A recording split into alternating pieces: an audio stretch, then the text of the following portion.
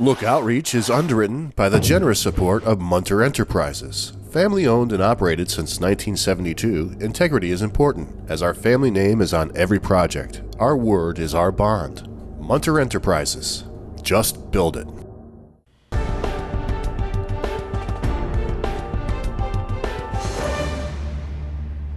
Welcome back, everyone.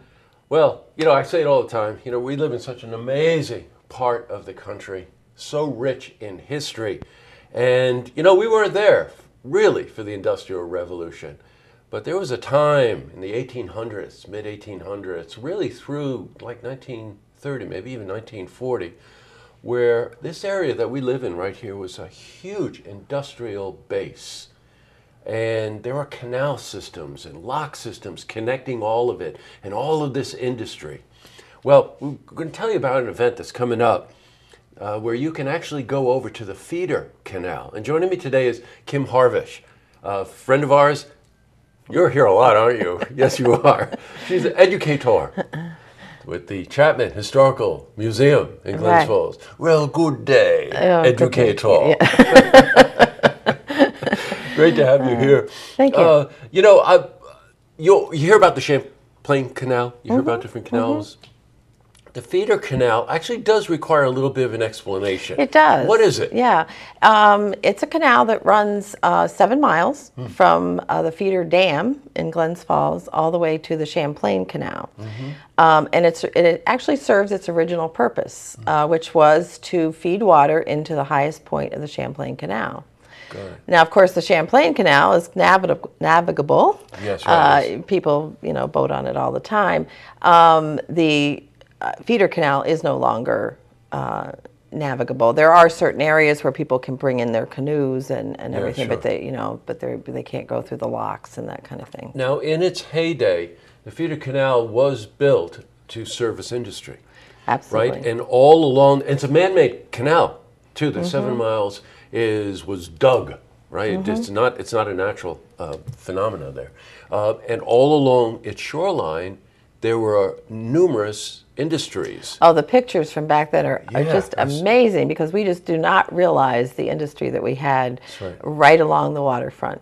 And just every inch of the canal had a lumber yard, a limestone quarry, whatever. Sure. And when these barges would deliver these goods, they would bring back coal, right? Because we didn't have coal here. Right. And when they did that, it's Hudson Falls where those big silos are, right? Yes. Yeah. If you know where the Hudson River Music Hall is, that's Maple.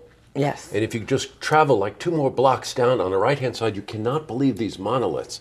There's like 5 of them or something, right? Aren't there? Yeah. And we have to give a shout out. They're owned by the Feeder Canal Alliance, and that's who I've been collaborating with. Gotcha. Jeannie Williams at the Feeder Canal Alliance. Yes. So they've been transforming these coal silos into marvelous spaces. I mean, one of them is, there's only one now that has electricity and flooring and that kind of thing. But what a wonderful field school for this kind of thing. So. Oh, sure. When you're inside one of these silos, you won't believe it. You think you're in a big auditorium or something. And you can still see, you can't really overstate the case of what that industry, that industrial revolution was like.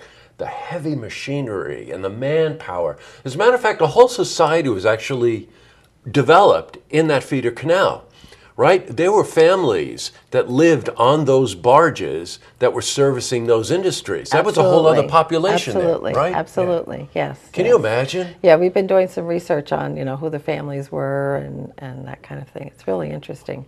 And they had, during the winter time, they did drain the canal, and so they had to then come into town, find places to live, board their horses, that kind of thing. And go to school. And go to school. Yeah, for sure. Yeah. Now, this fun day, this family fun day, which is coming up Sunday, from 1 to 4 in the afternoon, it's free. This is a wonderful way to step back in history and just get a sense of what we're talking about here. There will be reenactors there, correct? Yes. What else is going on that day? Oh, we have lots of things for the kids to do, make and take kind of items.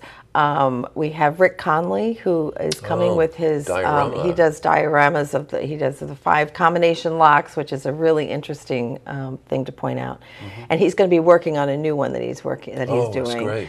And we are going to be, at 1:30 and 2:30, we'll have a short PowerPoint presentation of some of these old photos, and then we'll take people down on a walking tour to the 5 combination locks. Great. I wanted to just talk a second about the 5 combination lock. Though immediately I thought the same thing you're probably thinking. Oh, it's a nice one. It's a lock of 5 combinations.